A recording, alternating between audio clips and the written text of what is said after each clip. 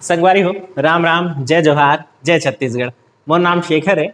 मैं knowledge hub coaching संचालित करता हूँ रायगढ़ छत्तीसगढ़ में, आपके अपन प्रदेश छत्तीसगढ़ में। अब ऐसे कि मैं ऑनलाइन वीडियो के क्लास शुरू कर रहे हैं। अब इतिहास के पहला वीडियो यानी छत्तीसगढ़ के नामकरण के इतिहास में एक वीडियो अपलोड कर चुके हूँ। जला भरपूर रिस्पॉन्स मिलिस और बहुत जन नवा नवा फैक्ट घलो जानिन। अगर आप अब तक नहीं देखे तो वीडियो देख लिया, लिंक मोर प्ले लिस्ट में है, जाके देखिया और अपन डाटा बढ़ा जहा। आजो के घलो वीडियो में आप बहुत कुछ नवा जाने के मौका मिली, अवसर मिली, तो अपन डाटा करेक्ट करे पर तैयार रहा। पेन कापी धर लेवा, काबर की नोट्स बनाए की जरूरत लागी। हिंदी में आता हूँ और शुरू करता हूँ। प्राचीन छत्तीसगढ़ का इतिहास का एक वीडियो ऑलरेडी अपलोड हो चुका है। आज इस क्रम का दूसरा वीडियो है और हम प्राचीन छत्तीसगढ़ के इतिहास को अब फोल्डेड जो था उसे अनफोल्ड करना शुरू कर रहे हैं। तो अब क्रमबद्ध तरीके से शुरुआत करते हैं। प्राचीन छत्तीसगढ़ के इतिहास में मैं आपको कालखंड का विभाजन ऑलरेडी बता चुका हूं। प्रागैतिहासिक काल, आद्य ऐतिहासिक और ऐतिहासिक। आज उसी कड़ी में प्राग ऐतिहासिक काल,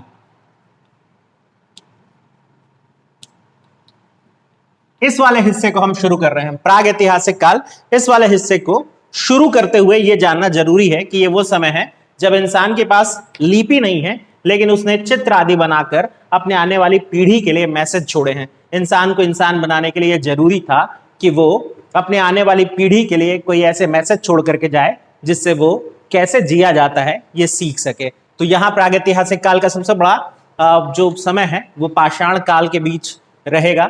यानी इंसान पत्थर के औजार प्रयोग करता था, पत्थर के ही बने हुए घर जिसे शैलाश्रय कहा जाता है उनमें रहता था। फिर धीरे धीरे गुफा आदि जो है उसमें रहना शुरू किया।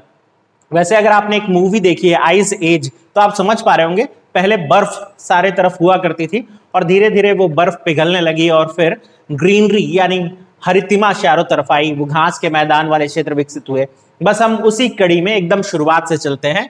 तो अगर पाषाण काल को देखें, ये वही समय है जब इंसान एकदम शुरुआती विकास के क्रम में है। तो उसमें हम पाषाण काल को 4 अलग अलग भागों में बांट सकते हैं। वैसे आप डीप हिस्ट्री पढ़ेंगे तो अकेले पूरा पाषाण काल के ही 3 भाग बन सकते हैं या 4 भाग भी आप बना सकते हैं, ये अलग बात है। हम डीप हिस्ट्री नहीं पढ़ रहे, हम ये जान रहे हैं कि छत्तीसगढ़ का इतिहास कैसा है।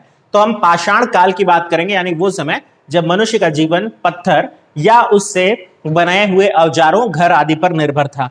अब इसमें हम 4 भाग में बांटे हैं। पूरा पाषाण काल है, मध्य पाषाण काल है, उत्तर पाषाण काल है और नव पाषाण काल है। उत्तर पाषाण काल का मतलब है जब पाषाण काल समाप्ति की तरफ है, इसलिए उत्तर पाषाण काल कहते हैं। और नव पाषाण काल यानी वो समय जब इंसान इतना विकसित हो चुका था कि उसने जो आधुनिक मानव है उस तरह की चीजें ढूंढ ली थी, खोज ली थी और उनको उपयोग करना शुरू कर दिया था। एकदम शुरुआत से चलते हैं और पूरा पाषाण काल की बात करते हैं। पूरा पाषाण काल जब ये शब्द आता है तो अपने आप में बता रहा है पूरा शब्द, यहाँ पूरा का मतलब पुरातन है, बहुत पुराना, और इसलिए पूरा पाषाण काल की या पैलियोलिथिक आप इसे एरा कह सकते हैं। ये 25 से 20 लाख साल पहले आपको जाना पड़ेगा और इसलिए इसमें हम अज्ञात मान लेते हैं इसके समय के शुरू होने, लेकिन अंत होने के समय पे अगर आए तो 10,000 साल ईसा पूर्व के करीब ये समाप्त होते हुए आपको दिखाई देता है। ये वो समय था जब इंसान, एक चीज जब समझिए कि एकल जीवन जीता था, अकेले रहता था। ज्यादा दोस्त यार ऐसे तो रिश्ते बनते नहीं थे। हाँ, अकेले जीता था क्योंकि हर चीज से वो घबराता था, डरता था। इवन अपने जैसी प्रजाति से भी वो घबराया हुआ रहता था, क्योंकि होता है सर्वाइवल उस समय सबसे ज्यादा जरूरी चीज थी और उसे अपने दम पर सब कुछ करना था। इसलिए उसने क्या किया, पत्थरों को औजार बनाना शुरू किया। अब इतना होशियार तो था नहीं कि अच्छे खासे औजार बना सके, इसलिए इस समय मिले हुए जो पत्थर के औजार हैं वो अनगढ़ हैं। अनगढ़ कहने का मतलब बहुत अच्छे तरीके से उनको बनाया नहीं गया है, बस उसे मिले और वो प्रयोग करना शुरू कर दिया इस तरह से। हालांकि गुजरते वक्त के साथ उसने उसमें कुछ कलाकारी दिखाई और वो कलाकारी आपको हैंड एक्स या चॉपर की तरह दिखाई देती है। यहाँ हैंड एक्स यानी हिंदी में कहें तो हस्त कुठार यानी हस्तचलित कुल्हाड़ी या हथौड़े की तरह, और चॉपर भी कुल्हाड़ी को ही कहा जाता है या काटने वाले एक डिवाइस को कहा जा सकता है। तो पत्थर के ऐसे औजार जो बहुत क्लियर तो नहीं थे, बहुत नीट नहीं थे, लेकिन उसके बाद भी उनका उपयोग वो शिकार के लिए करता था। मेनली शिकार पर उसका जीवन निर्भर करता था और रहने के लिए उसको कोई स्थायी ठिकाना नहीं था, कोई स्थायी जगह नहीं थी जहां पर रुक करके रह रहा हो, वो जगह बदलता रहता था, जिसको घुमंतु कहते हैं हम लोग, या फिर यायावर कहते हैं, हिंदी का एक शब्द होता है, वो भी आप जानते चलें। तो ये जो समय था, इसके बहुत सारे साक्ष्य अगर देखें तो एमपी के आसपास मिले हैं, और मध्य प्रदेश में नर्मदा नदी घाटी के आसपास इसके बहुत सारे साक्ष्य हैं। भीम बेटका करके एक गुफा पड़ती है, वहां बहुतेरे साक्ष्य मिले हैं इस कालखंड के, और ये ज्यादा दूर नहीं है छत्तीसगढ़ से, इसलिए पूरा पाषाण काल या पूरा पाषाण काल के आसपास के साक्ष्य छत्तीसगढ़ में मिलना कोई आश्चर्य की बात नहीं होगी। कहाँ है, घबराए नहीं, मैं एक एक जगह लेकर के चलूंगा आपको।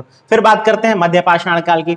अब मध्य पाषाण काल वो समय था जब इंसान थोड़ा सा विकास की तरफ बढ़ रहा था। उसने समूह बनाना शुरू किया, हालांकि ये समूह सिर्फ इसलिए बनते थे कि साथ मिलकर के शिकार किया जा सके। अभी भी वो कबीला या परिवार बना के नहीं रह रहा था, अभी वो एक समान उद्देश्य से आपस में मिलने लगे, जैसे शिकार करना। अब ये वो जो समय था जिसको मेसोलिथिक एरा कहते हैं, 10,000 से 4,000 ईसा पूर्व के आसपास का समय। इस बीच इंसान ने कुछ चीजें सीखनी शुरू की, जैसे पशुपालन उसने शुरू किया, कुत्ते को पालतू बनाया और फिर बाकी के जानवर। उसके बाद इसके जो समय था इस दौरान में, उसमें हड्डियों के औजार आदि का प्रयोग भी होना शुरू हो गया था। ये भी एक बहुत जरूरी फैक्ट है, वो भी जानिएगा। अच्छा, इस समय एक जैसे यहाँ पे आया ना माइक्रोलिथ सब, यानी पत्थर के छोटे औजार या तराशे गए औजार उसने प्रयोग करने शुरू कर दिए थे, जिनको सूक्ष्म औजार आप कह सकते हैं या माइक्रोलिथ ही कहिए, क्योंकि इसी नाम से क्वेश्चन पूछता है। तो इसमें जो है यूपी के आसपास से बहुत ज्यादा साक्ष्य मिले हैं, और अगेन यूपी का बॉर्डर जो है छत्तीसगढ़ से साझा होता है, तो इतना भी दूर नहीं कि हमारे यहाँ साक्ष्य ना मिलते हैं। इसके बाद उत्तर पाषाण काल और नव पाषाण काल, ये लगभग एक मिलता हुआ सा समय है, क्योंकि कुछ जगहों पर उत्तर पाषाण काल था और कुछ जगहों पर इंसान नव पाषाण काल की तरफ बढ़ चुका था। और ये एक तरह से संक्रमण की जो जगह होती है ना, जब एक एज दूसरे एज को ओवरलैप कर रही होती है, तो बस ये उस तरह का समय है, इसलिए हम इसे मिला करके भी देख सकते हैं। ये वही समय था जहां कुछ जगह इंसान कृषि कार्य करना सीख गया था, कुछ जगह उसने आग लगाना या आग का प्रयोग करना सीख लिया था, कुछ जगह उसने चक्के बना लिए थे। और अच्छा, चक्का शुरू में बना ना जब, तो उसका उपयोग ये नहीं था कि हम ट्रेवल करने लग गए सीधा चक्का लेकर के, फिर चक्का बना था कुंभकारी के लिए, यानी पॉटरी के लिए। वो होता है ना चाक, और चाक के ऊपर आप चलाते हैं और फिर बर्तन आदि बनाते हैं, चक्का इसलिए बना था। तो ये सब कुछ हो रहा था, और इसलिए हम दोनों को एक साथ मिला करके देख रहे हैं। इसके भी साक्ष्य आपको छत्तीसगढ़ में मिलेंगे। हाँ, उत्तर पाषाण काल के तो लगभग ना के बराबर नव पाषाण काल के साक्ष्य छत्तीसगढ़ में है। अब भाई पूरा पाषाण से आ रहे हैं तो नव पाषाण तक तो मिलना ही था। यहाँ उस मैप में जानने का प्रयास करेंगे हम कि छत्तीसगढ़ की ऐसी कौन कौन सी जगह है जहां इस तरह के साक्ष्य मिलते हैं। अब जो सारा क्वेश्चन है ना, वो यहीं से आता है कि आपको जगह का नाम दे देगा और पूछेगा कि बताइए ये जगह कौन से जिले में आती है या ये कौन से समय से संबंधित है। तो चलिए देखते हैं बारी बारी से। पहले इस मैप को, वैसे मैं बहुत अच्छा ड्रॉ नहीं करता हूं, लेकिन फिर भी आप छत्तीसगढ़ को महसूस कर सकते हैं यहाँ पर। तो अब बात करते हैं, यहाँ मैं अलग अलग कलर से डिनोट करने का प्रयास किया हूं ताकि चीजें आसान हो जाए। जैसे जहां पिंक कलर से अपन दिखाए हैं, वो पिंक कलर पूरा पाषाण काल को दिखाएगा। इसके अलावा दूसरा जो आप रंग देख पा रहे हैं, यहाँ मध्य पाषाण काल, जहां जहां इस तरह का रंग आपको दिखाई देगा मध्य पाषाण काल। पीला रंग जहां आपको दिखाई देगा उत्तर पाषाण काल वाली जगह, और सफेद रंग जहां आपको लिखा हुआ दिखाई देगा नव पाषाण काल वाली जगह। इस मैप के बीच हम वो समझने का प्रयास करेंगे। मैं जानता हूं संसाधन थोड़े कम हैं, लेकिन फैक्ट इतने करेक्ट हैं कि आपको वो किसी से भी सेपरेट या अलग कर सकते हैं।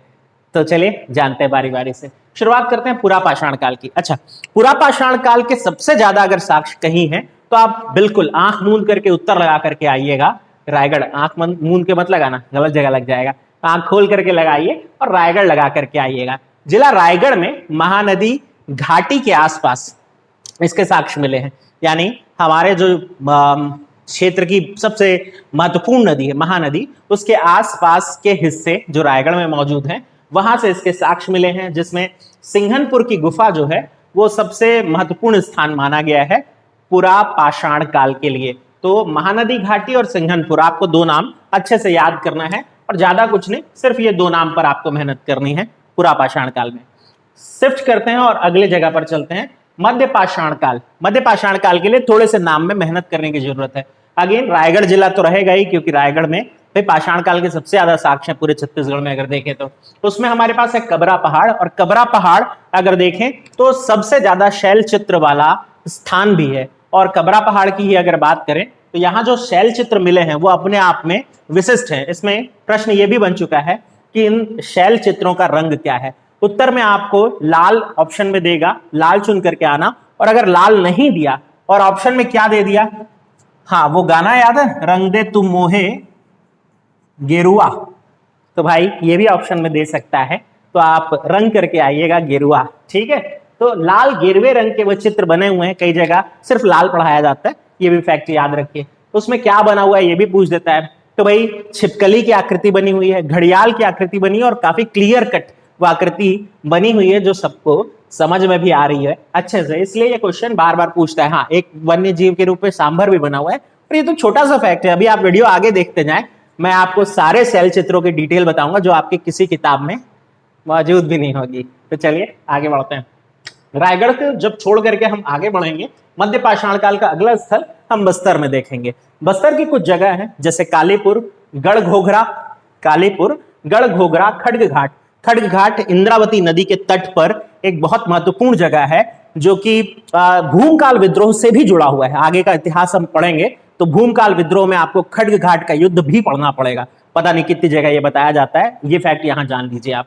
इसके अलावा गढ़चंदेला, भातेवाड़ा और राजपुर जैसे, राजपुर जगदलपुर के पास जैसी जो जगह है वहां से भी आपको छोटे बड़े साक्ष्य प्राप्त होते हैं। किस समय के, तो आपको मध्य पाषाण काल के। बस्तर जिला और रायगढ़ जिला हो गया। अब आगे बढ़ चलते हैं और तीसरी जगह चलते हैं, उत्तर पाषाण, यानी अब हमें क्या ढूंढना है, येलो रंग वाला, ठीक है। तो उत्तर पाषाण काल के साक्ष्य देखिए, बहुत कुछ तो छत्तीसगढ़ के भीतर इसका नहीं दिखाई देता है जैसा कि मैंने आपको बोला था, लेकिन उड़ीसा में भर करके है ये साक्ष्य। तो उड़ीसा का अगर कालाहांडी क्षेत्र देखें जो अपने आप में जिला भी है और बहुत महत्वपूर्ण आदिवासी स्थल भी है, इसके अलावा बलांगीर है उड़ीसा का ही, और संबलपुर क्षेत्र जो है वो। और अगर आपको नदियों के आधार पर पूछा तो आप जरूर याद रखें तेल नदी की घाटी। अब तेल नदी, आप सब नदियों का जब इतिहास पढ़ते हैं या जानकारी पढ़ते हैं तो आपको पता होगा तेल नदी छत्तीसगढ़ से भी होकर प्रवाहित होती है, जिला गरियाबंद। ये क्वेश्चन आ चुका है, थोड़ा ध्यान रखेंगे। तो अब भाई तेल नदी का जिक्र आया और गरियाबंद है तो याद तो करना पड़ेगा। तो कालाहांडी, बलांगीर, संबलपुर, और हमारा पड़ोसी तो है, कभी संबलपुर हमारा ही तो था, ठीक। तो ये हो गया उत्तर पाषाण काल। आगे बढ़ते हैं।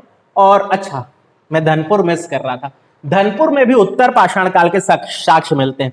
धनपुर बहुत समय तक किताबों में जिला बिलासपुर लिख करके बताया जाता रहा है, लेकिन अब नया जिला बन चुका है, आपको पता ही है, पेंड्रा, गोरेला, मरवाही। तो भाई साहब सिवनी वाले मार्ग पर यह स्थित है और जिला पेंड्रा, गोरेला, मरवाही में अब इसे अपनी बुक में सुधार लीजिए, अपने नोट्स में सुधार लीजिए, और ये अपडेट अब आप मेरे नाम से याद रख सकते हैं। आगे बढ़े, चलिए फिर हम चलते हैं अगली जगह, नवपाषाण काल। नवपाषाण काल के साक्ष्य, यानी अब हमें व्हाइट कलर ढूंढना है जहां जहां हमें ये दिखाई दे रहा हो। तो अगर सफेद रंग के हम देखें तो हमको 2-3 जगह दिखाई देगी, जैसे टेरम है, टेरम जिला रायगढ़ आपको चलना पड़ेगा। इसके अलावा अर्जुनी, हाँ इसे भी एक सुधार लीजिए, अर्जुनी कई किताबों में दुर्ग लिखा हुआ है, आप सुधारिए और उसे बालोद करिए। तो भाई गुंडरदेही ब्लॉक के भीतर आता है, तहसील के भीतर आता है। चलिए, तो आप ये क्लियर कर लीजिए कि अर्जुनी जो है वो बालोद में है। और अगर देखें चितवा डोंगरी, तो चितवा डोंगरी ये भी जिला बालोद है। अब आप इसे भी सुधार लिए, किताबों में राजनांदगांव लिखा होता है और फिर ये कंफ्यूजन हो जाता है। तो हमारे पास है अर्जुनी और चितवा डोंगरी, दोनों बालोद रहेगा, ये क्लियर रखिए अपने दिमाग में, ठीक है। तो ये हो गया हमारे पास नवपाषाण काल के साक्ष्य इतने हैं। अब बात करते हैं कुछ अलग फैक्ट की, जैसे हथियारों की अगर बात करें, तो अगर हथियारों की बात करें तो जो कबरा पहाड़ के आसपास हमें एक खास तरह के हथियार मिले जो फलक संस्कृति या अर्धचंद्राकार औजार थे। फलक संस्कृति के औजार यानी महाराष्ट्र में इस तरह की एक संस्कृति विकसित हुई थी, उस श्रेणी के औजार। इसके अलावा अर्धचंद्राकार, हाफ मून शेप यानी खड्ग जैसे आकार के औजार भी प्राप्त हुए हैं। अच्छा, एक चीज और समझिए कि जो हमारा ये जगह है रायगढ़, रायगढ़ में कुछ जगह और हैं जो चिन्हित है, और इन चिन्हित जगहों पे शैल चित्र बहुत सारे मिले हैं। हालांकि आप इसे ऐसा स्पेसिफिक नहीं कह सकते कि ये शैल चित्र ठीक उसी समय बनाए गए हैं, जैसे पूरा पाषाण काल में ही बनाए गए हैं या मध्य में है, या ऐसा आप नहीं कह सकते। क्यों नहीं कह सकते, उसके पीछे भी कारण हम समझते हैं। तो पहले तो जगह का नाम याद रखते हैं। जिला रायगढ़ में पड़ने वाले बोतलदा, भंवरखोल, सोनबेसरा, गीधा, छापामाड़ा और ऊंगना, तो इसे हम सेपरेट कर सकते हैं। बोतलदा, भंवरखोल, सोनबेसरा, गीधा, छापामाड़ा और ऊंगना, ये बहुत महत्वपूर्ण जगह है। एक आप और चाहे तो ऐड कर सकते हैं कर्मागढ़ क्षेत्र, ये भी आप ऐड कर सकते हैं। ये जो सारी जगह है यहां से शैल चित्र मिले हैं और कुछ जगह से सूक्ष्म औजार भी प्राप्त हुए। अब मैं आपको अभी अभी बताया था कि सूक्ष्म औजार जो हैं वो मध्य पाषाण काल का साक्ष्य है। तो आप ऐसा नहीं कह सकते भाई कि यहां से मिली हुई जो चीजें वो सिर्फ पूरा पाषाण काल की है, सिर्फ मध्य पाषाण। यहां पर ओवरलैप सा हो रहा है और रायगढ़ जिले में तो लगभग सब जगह के साक्ष्य हैं। तो ये था मोटा मोटे तौर पे वो फैक्ट जो आपको जानना चाहिए। अब थोड़ा सा आगे बढ़ते हैं। शैलाश्रय पे बात निकली तो मैं शैलाश्रयों पर एक छोटी सी जानकारी यहां दे रहा हूं और फिर वीडियो को पॉज करेंगे और फिर आगे बढ़ेंगे तो हम शैलाश्रयों की पूरी डिटेल भी जानेंगे। तो यहाँ शैलाश्रय रायगढ़ के बारे में अगर कहें तो रायगढ़ को शैलाश्रयों का गढ़ कहा जाता है। ये वो लाइन है जो आप हर किताब में देख चुके होंगे और आप याद कर चुके होंगे, रट चुके होंगे हो सकता है, और नहीं तो भाई पहली बार सुन रहे तो नोट कर लीजिए। रायगढ़ को शैलाश्रयों का गढ़ कहा जाता है, यानी वो जगह जहां सबसे ज्यादा शैलाश्रय मिले हैं। और उनकी भी अगर सूची देखी जाए तो वो है बसनाझर, ओंगना, कर्मागढ़, लेखाभाड़ा और खैरपुर। ये वो खास जगह हैं जो शैलाश्रयों के लिए जाने के। शैल का आश्रय यानी पत्थर के घर या निवास, ऐसा आप समझ सकते हैं। बसनाझर है, ओंगना है, कर्मागढ़ है, लेखाभाड़ा और खैरपुर है। फिर बात करें चितवा डोंगरी, अभी अभी मैं बताया जिला बदल चुका है, बालोद, याद रखिएगा, बहुत सारे किताबों में डाटा सुधारना बाकी है। और चितवा डोंगरी की अगर बात करें तो भगवान दास बघेल ये पुरातत्वविद हैं और रमेंद्रनाथ मिश्र जी। अगर प्राचीन छत्तीसगढ़ के ऊपर किसी ने सबसे ज्यादा मेहनत की है या किताबें लिखी हैं तो रमेंद्रनाथ मिश्र साहब है, आपको इनको पढ़ना चाहिए। तो ये सारे साक्ष्य जो हैं वो उन्होंने ही ढूंढ करके निकाले चितवा डोंगरी से। चितवा डोंगरी से क्या मिला है ये मैं आपको डिटेल में बताऊंगा, वीडियो आखिर तक आपको देखना पड़ेगा इसके लिए। खैर आगे बढ़ते हैं।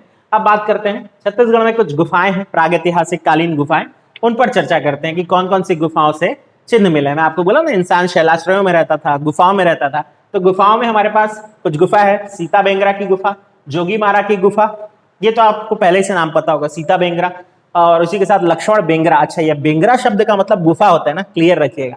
इसके अलावा जोगी मार की गुफा, दरबार गुफा और बिल्दुर गुफा, तो 5 गुफा हो गई, ये सब जिला सरगुजा।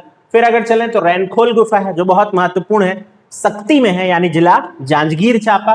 फिर बात करें कुटुम्बसर की गुफा जो बहुत महत्वपूर्ण है बट ऑफ कोर्स आपको जानना ही है, कैलाश गुफा, और ये आपको मिलेगा जगदलपुर यानी जिला बस्तर की तरफ। फिर आप चलेंगे सिंघनपुर की गुफा। सिंघनपुर की गुफा वो पहला जगह माना जाता है जहां से छत्तीसगढ़ में प्रागैतिहासिक काल की जानकारी मिलनी शुरू हुई। एंडरसन करके एक पुरातत्वविद थे, सन था 1910, जब एंडरसन ने सिंघनपुर की गुफा के आसपास के क्षेत्र को खोजना शुरू किया और वहां से साक्ष्य जुटाने शुरू किए। अब मैं यहां पर आपको थोड़ी भारतीयता से भी भर देता हूं। एंडरसन जरूर वो पहले व्यक्ति हैं जिन्होंने सिंघनपुर को डिस्कवर किया या जाना, लेकिन यहां खोजबीन का सबसे ज्यादा जो काम किया है वो अमरनाथ दत्त ने किया है। तो आप अमरनाथ दत्त साहब को जरूर याद रखें, एंडरसन से भी ज्यादा आपको ये याद रखने चाहिए। अमरनाथ दत्त साहब ने जितना काम किया उसमें से ये गुफा भी सामने आई, सिंघनपुर की गुफा, जिसपे एक क्वेश्चन ये बन सकता है कि इस गुफा का मुख किस तरफ है। दक्षिणामुखी गुफा है, छत्तीसगढ़ में मिली हुई बाकी गुफाओं से थोड़ा अलग हट करके। इसके बाद बात करेंगे बोतलदा की गुफा, अगेन जिला रायगढ़, और बहुत महत्वपूर्ण गुफा है, सबसे लंबी गुफाओं के रूप में भी इसको चिन्हित किया गया है प्रागैतिहासिक काल की। इसके अलावा बात करें कबरा पहाड़ गुफा, अगेन कबरा पहाड़ गुफा की भी खोज का श्रेय एंडरसन को जाता है। तो ये कुछ महत्वपूर्ण पॉइंट है। यहाँ पर वीडियो को हम थोड़ा सा पॉज करेंगे, अच्छा घबराएंगे नहीं, स्क्रीनशॉट लेना है तो ले सकते हैं, हम स्क्रीन शिफ्ट करने वाले हैं, तो अगर मैं ना दिख रहा हूं तो आप घबराएं नहीं, हम स्क्रीन शिफ्ट करते हैं।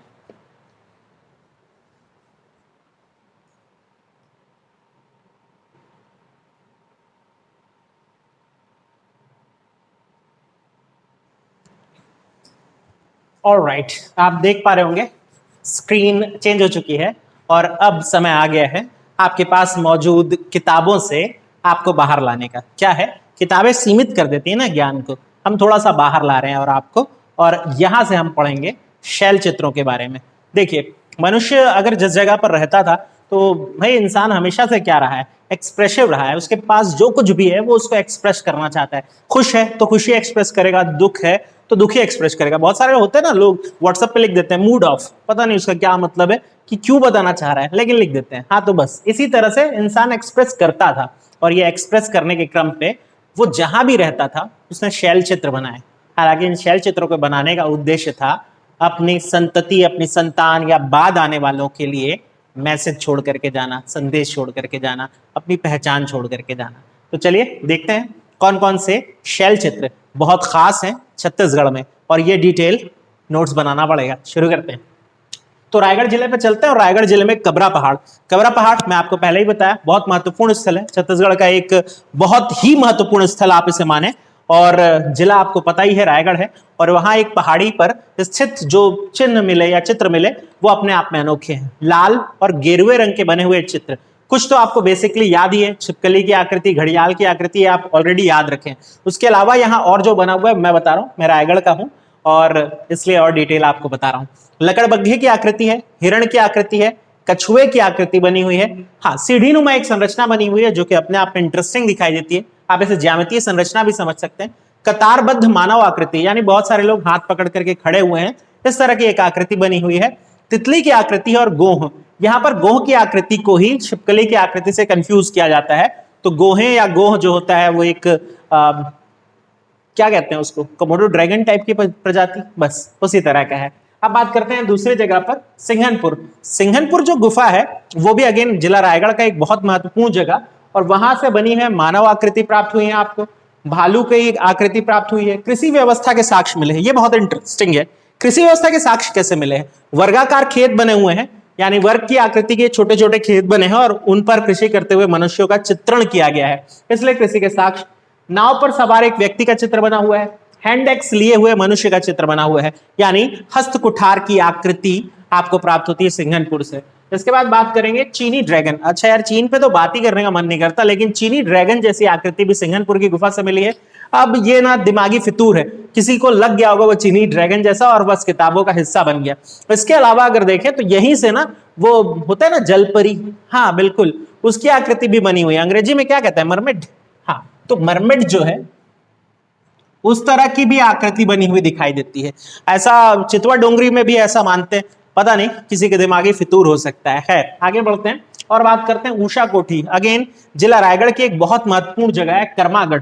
कर्मागढ़ रायगढ़ का जो राज परिवार है उसका कुल देवी का मंदिर भी यहीं स्थित है, जहां नवरात्रि के अवसर पर एक बहुत विशेष मेला लगता है। वो अलग विषय है, उस पर किस्सा बाद में कभी सुनाएंगे। लेकिन ऊषा कोठी नाम का वहां पर एक बहुत सुंदर शैल चित्र है, और उस शैल चित्र में हाथ की छाप बनी हुई है, और ये हाथ की छाप 8 या 10 हाथ की छाप बनी हुई है। कछुए की आकृति बनी है, मोर की आकृति है, वृक्ष और कमल आदि फूल की आकृति है। बड़ी बात क्या है? बड़ी बात है यहाँ के चित्र का रंग। यहाँ सफेद और पीले रंग के चित्र बने हुए हैं। ऊषा कोठी ज्यादा दूर नहीं, अगर आप रायगढ़ से हैं आसपास जाकर के देख सकते हैं, लॉकडाउन का ख्याल करें। फिर बात करते हैं बोतलदा की। तो भाई बोतलदा जो है अगेन रायगढ़ के पास स्थित एक बहुत महत्वपूर्ण पर्यटन स्थल भी है, और बोतलदा में जंगली सुअर जिसको बरहा कहते हैं उसकी आकृति बनी हुई है, हाथी की आकृति बनी है, मानव आकृति बनी हुई है। बोतलदा गुफा भी है बहुत महत्वपूर्ण, प्रागैतिहासिक कालीन गुफा माना जाता है उसे। बसनाझर अगेन रायगढ़ के पास एक और बहुत महत्वपूर्ण जगह, जहां धनुष बाण से शिकार के दृश्य बने हुए हैं। नृत्यरत मानव आकृति यानी डांस करते हुए मनुष्यों की आकृति बनी हुई, और अगेन बरहा यानी जंगली सुअर की आकृति आपको बसनाझर से भी मिलती है।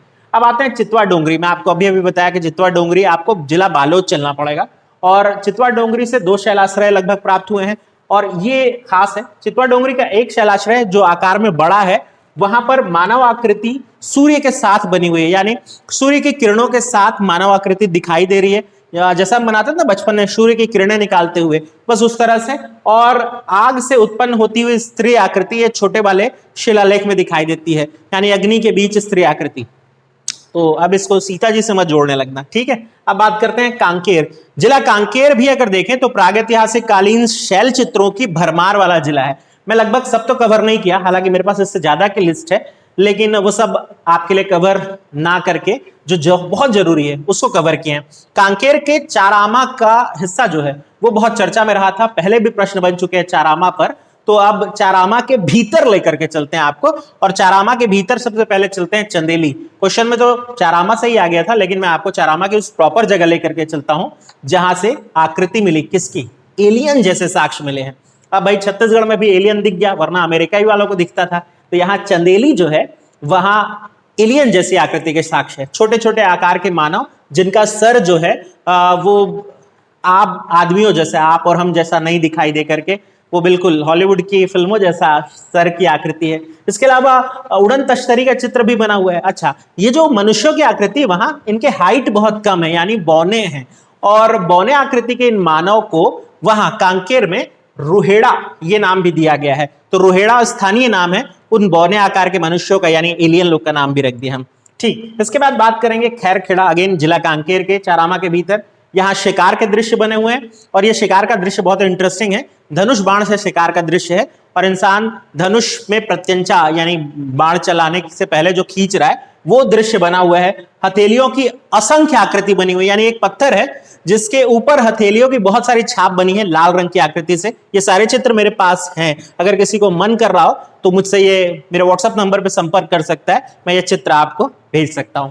इसके बाद अच्छा, खैरखेड़ा की ये जो जगह है इसे चांद पखरा भी कहा जाता है, अगर आपको और डिटेल पूछा तो। बात करते हैं उड़कुड़ा, अगेन जिला कांकेर। उड़कुड़ा में मानव आकृति बनी हुई है, हिरण का जोड़ा बना हुआ है जो कि अपने आप में अलग है, और परिधान में स्त्री यानी कि भाई वेल ड्रेसअप के साथ स्त्री आकृति दिखाई देती है। कहां? उड़कुड़ा में। अच्छा, फिर चलेंगे गाड़ा गौरी। गाड़ा गौरी अगेन जिला कांकेर का एक बहुत महत्वपूर्ण स्थल है जहां मानव आकृति तो बनी हुई है, साथ ही साथ शेषनाग जैसी आकृति भी बनी हुई है। इसके अलावा यहाँ फर्टिलिटी कल्ट जिसे कहते हैं उसका भी लगभग साक्ष्य दिखाई देता है। फर्टिलिटी कल्ट क्या कहते हैं? ऐसी जगह जहां लिंग के या योनि के चित्र बने होते हैं उसे फर्टिलिटी कल्ट कहते हैं। तो योनि के चित्र बने हुए दिखाई देते हैं यहाँ पर, वो भी आप समझ सकते हैं गाड़ा गौरी। अब मानकेसरी की बात करते हैं। मानकेसरी वो जगह है जहां हथेलियों के छाप बने हुए हैं, अगेन जैसे कि आपने कहां देखा था? खैरखेड़ा में। अब बात करते हैं केशकाल। भाई अलग हट करके चल रहे हैं, बहुत कम किताबों में, इनफैक्ट मैं तो नहीं देखा अब तक किसी किताब में, लेकिन अब आप याद रखें। तो केशकाल कोंडागांव का हिस्सा है और यहां बना हुआ है नृत्यरत मानव आकृति, यानी अगेन डांसिंग पर्सन्स। शिकार के दृश्य बने हुए हैं और वो शिकार किनका हो रहा है? तो हिरण है, बारहसिंगा आदि के चित्र बने हुए हैं। इसके अलावा सरगुजा चलेंगे। सरगुजा में आप सरगुजा संभाग के भीतर चल रहा हूं। कोऊबहर एक जगह है सरगुजा संभाग के भीतर। कोऊबहर में लाल पीले रंग के चित्र बने हुए हैं और इसमें बड़ा इंटरेस्टिंग आकृति जो है वो बना हुआ दिखाई देता है सरगुजा संभाग में। मनुष्य की उल्टी आकृति यानी सर के बल खड़ा हुआ मनुष्य, ये सरगुजा संभाग की विशेषता है भाई, वहां दिखाई देता है। इसके अलावा अगर देखें अनुष्ठान के दृश्य बने हुए हैं, यानी कोई यज्ञ वगैरह हो रहा है, इस तरह का अनुष्ठान का दृश्य बना हुआ है। इसके अलावा रंग बिरंगा कछुआ ये मिलता है आपको कहां से? कोऊबहर से। कोऊबहर, घुड़सार आसपास की जो जगह है उसका ध्यान रखेंगे। ठीक है, सरगुजा संभाग में। अब बात करेंगे लिखा पखना। लिखा पखना अगेन सरगुजा संभाग की एक बहुत महत्वपूर्ण जगह है और इसमें स्वास्तिक चिन्ह दिखाई देता है और वही सर के बल खड़ा हुआ मनुष्य। पता नहीं सरगुजा संभाग में क्या चल रहा था।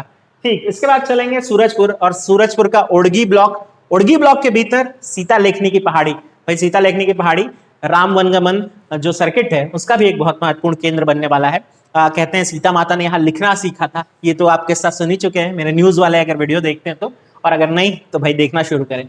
सीता लेखनी के जो पहाड़ी है उसमें भालू का दृश्य बना हुआ है, सांड बना हुआ है, हिरण बना है और अगेन डांसिंग पर्सन्स बने हुए हैं। यहीं पर साथ लगी हुई एक और पहाड़ी है जिसे लक्ष्मण पंजा कहा जाता है। अगेन यहाँ पंजों की आकृति बनी हुई है, खूब सारी मानव आकृति है और पंजे की छाप बनी हुई है, तो लक्ष्मण पंजा नाम हो गया है। इसके अलावा नई खोज में अगर देखें तो जशपुर जिला चलना पड़ेगा। हाल फिलहाल में जशपुर में काफी खोज हुई है जिसमें बगीचा जो क्षेत्र है, लैलूंगा क्षेत्र, मनोरा क्षेत्र, इनमें जशपुर के आसपास बहुत सारी नई खोज हो रही है। इसके अलावा कवर्धा का बोडला ब्लॉक के भीतर हम छुही नाम का एक क्षेत्र चलेंगे। हालांकि ये अभी स्पष्ट नहीं है यहाँ की आकृति क्या क्या है, लेकिन अगर आपको कवर्धा में भी क्षेत्र पूछा ना तो आप छुही क्षेत्र याद रख सकते हैं। अब बात करेंगे रायगढ़ के उन क्षेत्रों की जो कि ठीक है बहुत इंपॉर्टेंट यहाँ से साक्ष्य नहीं मिले, फिर भी जो मुझे रिमार्केबल लगा वो मैं आपके लिए लेकर के आया हूँ। भाई रायगढ़ का हूँ, इतनी जिम्मेदारी तो बनती है। तो रायगढ़ के आसपास एक खैरपुर है। खैरपुर रायगढ़ से एकदम लगा हुआ है, लगभग 10 किलोमीटर का आपको सफर करना पड़ेगा और यहाँ पर एक रिजर्वायर है, एक छोटा सा पानी का रोक करके केंद्र बनाया गया है टीपा खोल नाम से। वहीं पर आसपास शैल चित्र बने हुए हैं जो चमकते हुए शैल चित्र हैं। ये अपने आप में विशिष्ट है और कहीं नहीं दिखाई देता छत्तीसगढ़ में चमकता शैल चित्र। फिर बात करेंगे सूतीपाट। सूतीपाट बिलासपुर रोड पे है, रायगढ़ से निकलेंगे तो यहाँ हल के साथ मनुष्य की आकृति दिखाई देती है। इसके अलावा गताडीह ये सारंगढ़ मार्ग पर स्थित है। छोटे पंडरपुड़ा ये खरसिया मार्ग पर स्थित है रायगढ़ से। सोन बेसरा अगेन रायगढ़ के पास स्थित है और भैंसगढ़ी, ये वो जगह है जो रायगढ़ के आसपास शैल चित्र के लिए आपको याद करनी पड़ेगी। तो इतना कुछ था शैल चित्र में, इतना भाई डाटा आपके पास बहुत हो गया, लेकिन आपको नोट्स बना करके याद भी रखना है। वो फैक्ट जो है ना, जो आपके पास सीमित थे, तो थोड़ा सा उनका विस्तार करिए भाई, क्योंकि ये जरूरी भी है। अब क्वेश्चन की रेंज बढ़ रही है। फिर बात करते हैं अगली जो सभ्यता आई, यानी पाषाण सभ्यता के बाद इंसान जब धातु का प्रयोग करना शुरू हुआ, तो शुरुआती एक सभ्यता आई। हम चैप्टर शिफ्ट कर रहे हैं ना। ताम्र युगीन सभ्यता सबसे पहले आई, इंसान ने तांबे का प्रयोग करना शुरू किया। और फिर आई 1000 ईसा पूर्व के आसपास लौह युगीन सभ्यता, यानी तब तक आर्य आ चुके थे और उसके बाद लौह युगीन सभ्यता हमको दिखाई दे रही है। ताम्र युगीन सभ्यता के तो बहुत साक्ष्य नहीं, लेकिन लौह युगीन सभ्यता के आते आते छत्तीसगढ़ में साक्ष्य दिखाई देते हैं, जिनको हम महापाषाण युग भी कह देते हैं। तो यहां पर एक नाम आप चाहें तो यहां महापाषाण युग कह सकते हैं, इसे महापाषाण युग भी आप इसे कह सकते हैं। अच्छा ठीक है, आपको बहुत साफ नहीं दिख रहा होगा ना, तो आप मुझसे ब्लैक बोर्ड का स्क्रीनशॉट ले लीजिएगा भाई, वैसे मैं आपको समय भी दे दूंगा, घबराए नहीं। संसाधन अगर सीमित भी है ना, तो आवाज पर ध्यान दीजिए, क्योंकि आपका नोट्स इससे बेहतर नहीं बन सकता। तो ताम्र और लौह युगीन सभ्यता जो है उसको महापाषाण युग भी कह सकते हैं हम। ये वो समय था जब इंसान जो है उसकी मृत्यु हो जाने पर दफनाने का जो रिवाज था वो थोड़ा अलग हट करके है, और ये ना साउथ कल्चर की तरफ इशारा करता है, या साउथ में इस तरह का काफी देखा जाता है साक्ष्य। मनुष्य के मर जाने के बाद उसकी फेवरेट चीजों को साथ लेकर के दफनाया जाता है और उसके चारों तरफ पत्थर के घेरे बना दिए जाते हैं, इसको पाषाण घेरा कहा जाता है। ऐसे पाषाण घेरे के साक्ष्य मिले हैं ताम्र और लौह युगीन सभ्यता में छत्तीसगढ़ के जिला बालोद, मुख्य रूप से जिला बालोद में ही, तो आपको ज्यादा मेहनत नहीं करनी पड़ेगी। इसके अलावा अब लौह युगीन सभ्यता है ना, तो लोहे के औजार मिले हैं, लोहे के तीर आदि के जो सामने के हिस्से होते हैं, फलक जिसको कहते हैं, वो मिला है। अच्छा, तांबे की चूड़ी भी मिली है। तांबे की चूड़ी कहां से मिली है? तो करका भाठा जो क्षेत्र है वहां से मिली है तांबे की चूड़ी। अगेन कई किताबों में ये दुर्ग लिखा होता है, आप सुधार लीजिएगा, बालोद हो गया है। 1999 में जब ये सर्वे हुआ था तो बहुत सारे साक्ष्य निकल के आए, जिसमें लोहे के औजार थे, तांबे की चूड़ी थी, मृदभांड यानी ग्रेवेयर, वो मिट्टी के बने हुए बर्तन जो उस समय यूज किए जाते थे वो। इसके अलावा धनोरा करके एक क्षेत्र है जो बहुत महत्वपूर्ण है, यहाँ एक साथ 500 कब्र मिली है। कई सालों तक किताबों में, जब छत्तीसगढ़ की पुरानी किताबें आती थी, उनमें धनोरा जो है वो बस्तर या कोंडागांव लिख दिया रहता था, गलत है, सुधार लेंगे। धनोरा आपको जिला बालोद जाना पड़ेगा, वहां 500 पाषाण घेरे, यानी एक साथ वैसे पत्थर की 500 कब्र, ये अपने आप में बहुत महत्वपूर्ण है, आपको ध्यान रखना है। इसके अलावा करही बद्दर, चिरचारी, सोरर, ये सब लोहे के औजारों के लिए जाने जाते हैं। जो करका भाठा है, लोहे गलाने आदि के प्रमाण भी दिखाई देते हैं, तो बहुत महत्वपूर्ण जगह है। और अगर आप देखो तो बालोद का जो जिला है ना, वो वैसे भी धारवाड़ चट्टान के लिए तो जाना जाता है। अगर आप छत्तीसगढ़ का भूगोल पढ़ेंगे तो पता चलेगा धारवाड़ चट्टान से लोहा ही तो मिलता है, क्यों नहीं मिलेगा यहाँ लोहा युगीन सभ्यता के साक्ष्य। अच्छा, अब एक और फैक्ट जो कि बहुत वेल नोन तो नहीं है, लेकिन आप जरूर याद रखें, ये जो पाषाण घेरे या कब्र हैं, इनको ना पट्टतुम कहा जाता है। यहां मैं मेंशन किया हूं पट्टतुम या फिर डालमेन, एक एक्स्ट्रा शब्द आपके लिए। इसके बाद बात करते हैं आखिरी का, ऐसे ही वो ये वन लाइनर वाला ना हिसाब किताब बहुत सिंपल रहता है यार, तो आप बस देखते जाएं इसे।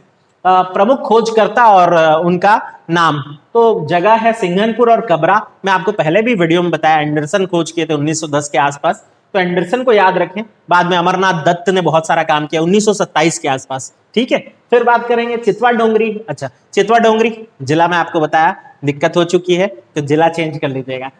BS Baghel and Ramendranath Mishra ji. रमेंद्रनाथ मिश्र प्राचीन छत्तीसगढ़ इतिहास पे सबसे तगड़ा हाथ है इनका, इनकी किताबें पढ़नी चाहिए आपको। इसके अलावा सीता बेंगरा, ये गुफा बहुत महत्वपूर्ण है, कर्नल आउसले ने खोजी थी सीता बेंगरा की गुफा। धनोरा अगेन काम्बले एंड मिश्र, ये बहुत सारे महत्वपूर्ण नाम हैं। काम्बले एंड मिश्र, धनोरा का वो 500 स्मारक जो है, 500 कब्र जो है वो खोजे थे। तो ये था भाई आज का चैप्टर। ये हमारी ऑनलाइन क्लासेस का दूसरा डेमो वीडियो खत्म होता है। हमारी क्लास जिसे भी ज्वाइन करना हो मुझसे व्हाट्सएप में संपर्क कर सकते हैं, जो फॉर्मेलिटी है वो मैं आपको बता दूंगा। अब आपके लिए जो भी वीडियो देख रहे हैं, 2 सवाल। पहला सवाल ये मेंस के लिहाज से है, आपको उत्तर तैयार करके आप चाहें तो मुझे भेज सकते हैं। रायगढ़ जिला प्राग ऐतिहासिक काल जानने का एक बेहतर स्थान है, क्यों? रायगढ़ जिला प्राग ऐतिहासिक काल को समझने के लिए एक बेहतर स्थान है, किन आधार पर कहा जा सकता है? आपको उत्तर बनाना है, स्वेच्छा आपकी। इसके बाद कांकेर के शैल चित्र, कांकेर के शैल चित्र हमें क्यों आश्चर्यचकित करते हैं, आपको इसका उत्तर बनाना है।